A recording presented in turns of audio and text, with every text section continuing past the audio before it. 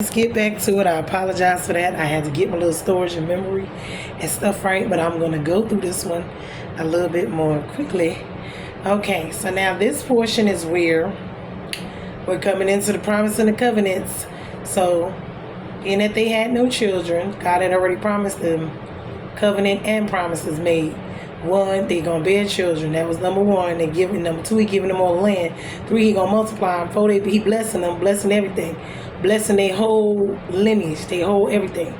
So they got their own plans. So we about to see how this gonna go. So Sarah, she cocked up this scheme to go ahead and give, her servant girl Hagar to him because they had no kids after 10 years being there. They couldn't wait. They got their own master plan. So this is what she gave Hagar to Abram. And so to marry her and sleep with her and they could have a baby. But God had already told them they were having one. So here we go. So now she gets mad because Hagar gets pregnant, which was what they planned on doing. And then Hagar started acting up towards her because, it's like, I'm pregnant and you're not. Here we go with the situations, the extra disobedient Mr. Fix It because we know better than God's situation and we just gonna do it. But we all do it and we get mad with God and we go through a bunch of things and don't want to serve him and be boy. Let's be honest, we don't get our way. So he went to Hagar because they conceived. And then, him and her was going at it. Then her and Hagar was going at it, all of them going at it. They done made a whole situation. So now we get to the part where Hagar, she runs away, because she got dealt with harshly. And the angel found her by the spring of the wilderness and said to her, where are you coming from and where are you going? Which was two interesting questions because you need to know both. And she said, I'm fleeing from my mistress Sarah. The angel of the Lord said to her, return to your mistress and submit to her. The angel of the Lord said to her, I will surely multiply your offspring so that they cannot be numbered for multitude. And the angel of the Lord said to her, behold, you are pregnant and shall bear a son, and you shall call his name Ishmael, because the Lord has listened to your affliction. He shall be a wild donkey of a man, his hand against everyone, and everyone's hand against him. And he shall dwell over against all his kinsmen. So we already see some issues with the situation because he's not the child that God was going to, promise them. This is their fix-it situation. They went ahead and they gonna fix it. So he called the name of the Lord who spoke to her, you are the God sin. And she said, truly I have seen him who looks after me. Therefore the well where she was called Bela Rohi, and it lies between Kadesh and Mered. I think I had looked it up. I went to look up what that meant. I might have in my notes. So Hagar bore Abram a son and called him Ishmael, like she was supposed to. But we already see there's going to be some issues with this situation. We can already see by them being disobedient, not being patient, not waiting, which it was 10 years. A lot of times when we get prophecies, all of these extra things, words from God, it doesn't mean it's going to happen right then and there. These are things that we have to understand.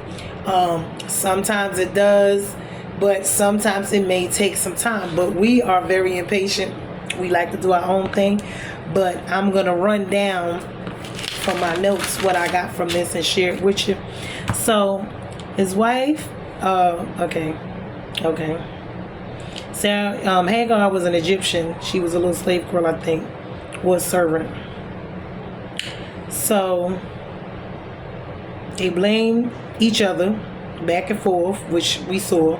It was confusion because they were not willing to wait. It doesn't go right, the plan. They got dealt with harshly as far as this whole plan. God had to come fix it because we're going to see how he fixes the situation that they done made. So after the angel appeared and they all, and she goes back and let her know that, but because of this, remember, the promise is not Ishmael. That's their work. So, because, this happened, this is why what was said about him would, be what it was. So, moving forward, this is what's going to happen in the next situation. We're going to see how all of this that just transpired You know, the people who will live with conflict would be Ishmael and Isaac. And they would war like we see now. Till now, they're still warring with each other. All of this stems from before them. We got to understand, from Noah, from Adam, to as this whole situation, this is how we got here in this world. So, with everyone, Hagar, you know, it was pride. They were impatient. They were questioning God. They didn't want to wait. They had their own stuff, you know.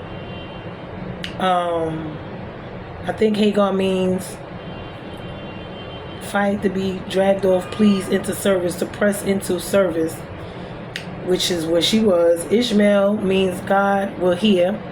That's what it meant. He was not the promised child, so he won't be who the promise, the chosen covenant will be through. He will still be blessed, but he's not the one that God promised. This is their own doing. They're going to be in hostility. They're Arabic. They're Jewish. They're nobody. They're going to be nomads.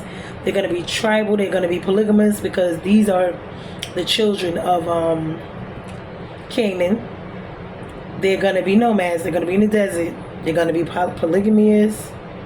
All of these type of things, which is not, you know, of God. Now, fertility back then is seen as your worth or your wealth, and this is why this was such an issue between Hagar and Sarah. So, what God did then was, when he came back, you know, and he told them, listen, after they did all they did, that, you know, listen, walk before me blameless. This is what he said to Abraham. My covenant is with you, my blessings is with you, my promises is with you and through you, you know, and your family. We're going to multiply you. This is what we're going to do. So Abraham fell on his face in agreement to God, and says, God told him then, no longer will you be called Abram, but you'll be called Abraham, the father of multitudes of nations. All the land of Canaan is your everlasting possession. I will be their God, and you and all of your offspring for generations to come. Keep my covenants. Okay, everyone's supposed to keep the covenants, because they're only supposed to have one God. This is how all of this, the promise, the covenants, is going to come through obedience, through, you know, not putting other idols before God, through not doing the things that he does not want them to do. So as long as they do these things, the promise, the covenant, all of these things are going to be adhered to, even unto this day. So God tells them to circumcise every male in the house. This is the blood covenant. The circumcision comes in. He changes his wife name from Sarah to Sarai to Sarah. God tells them to keep my commandments. Every male must be circumcised in your house. Even if you bought them, they're slaves, servants. Anyone in your home, born into your home, coming into your home, and your own relatives must be circumcised within 8 days of being born. And even if they're born, you know, bought later, they got to be circumcised. Whoever is not circumcised in the flesh of the foreskin shall be cut off from his people. So this is how he already knows. It's the branding of his people. So this if they don't do it, they broken my covenant. They, you know, this is it's distinguishing him and his people. He then changed, he changed her name. I will give you a son by her, is what he said. He's going to give him the son that he promised them, which will be Isaac. But he said, Abraham laughed. They both laughed, because they were 99 something years old, almost 100. A child going to be born after all these. But he had to, because that's how the promise is going to come through. That's who the original promise was to. So he told them, Ishmael, okay, is going to be taken care of as well, but he's not the promise. So next year, this time, Sarah will bear your son, and his name will be called Isaac, and I will establish my covenant with him, everlasting covenant of all of you, your offspring.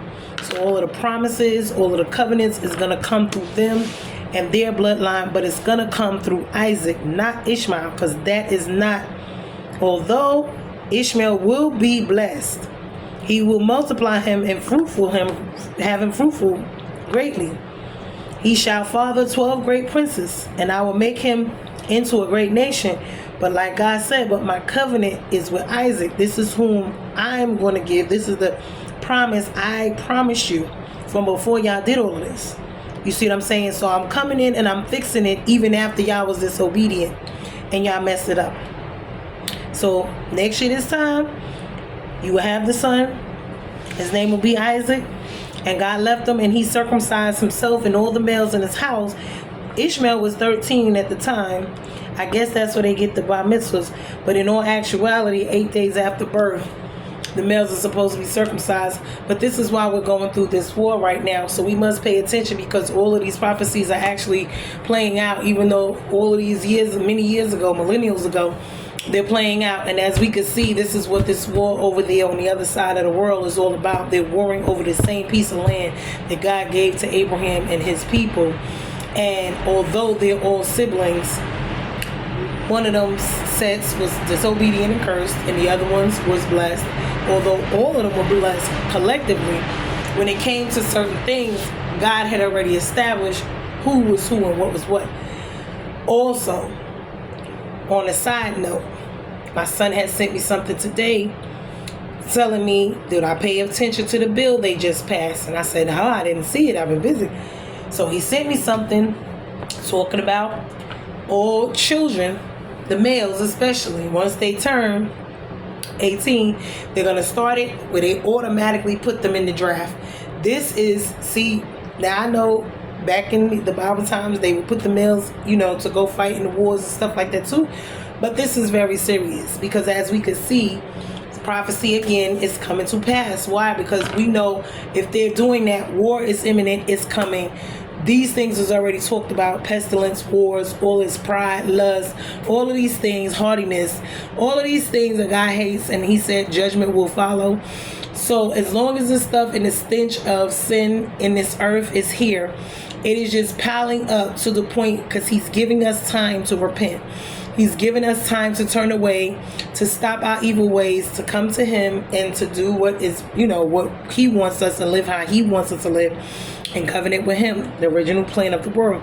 Instead of trying to be God's ourselves and tell him what to do and do whatever we want to do here with his creations, which is everything here, man, child, animal, earth, seas, it's his. He created it all. But folks decide they want to be God or think they God or want to take over, want to do this, want to do that. So this is where we are. But Satan has a major part to play in it. Don't get me wrong. But at some point in time, we are having to choose ourselves. So we need to pay attention to what is going on, because if they're doing that, we got to understand it's coming. And you don't have to draft them anymore, because once they turn 18, remember, this system is set up. And it's not necessarily set up for us. It's set up for the world. The world system is the system of the devil, and it is against God. It's anti-Christ. This whole, everything you see, this is what we're talking about, the world systems. Because that's what it is. And this is why we fall up under all of it, whether we want to or not. Because at the end of the day, it's not of God. These systems are put in place of Satan. He's the one running, got these people, in them, and they're doing all of this against God, because it's not God's will that this stuff be going on. So anyway, I just wanted to share that. We got to be very careful. I was saying to myself, especially with us, because they love to want to put our children, especially of our race, on the front lines, although they mistreat them and shoot, do certain things to them here. And it's not fair, because they don't even have rights like they should have here. We're oppressed, and God's going to come back and change and fix that as well. So we don't have to. He's gonna make it right. He's gonna vengeance is his, and he's gonna handle it. He's gonna deal with it. We just have to get ourselves right within our own selves, the body of Christ, our own walk, our own families, our own households. We need our men more than anything. This is Father's Day month.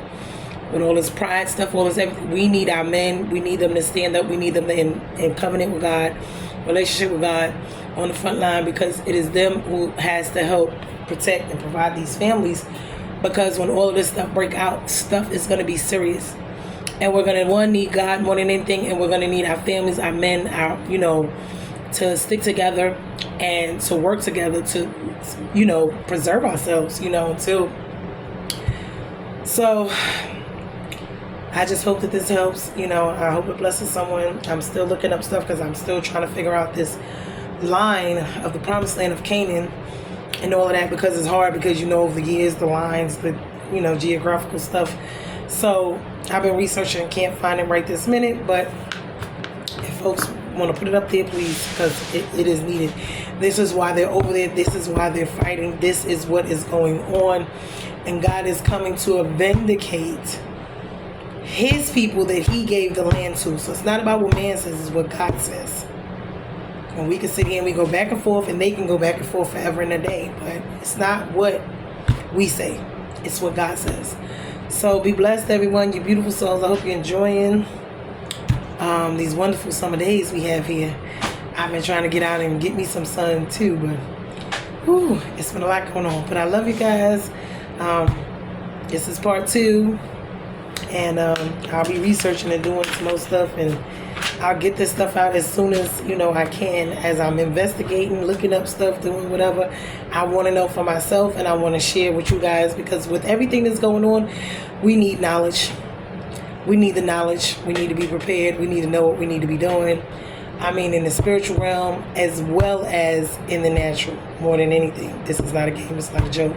It's all I'm seeing. But anyway, be blessed. God is in control no matter what. He's going to do what he's going to do.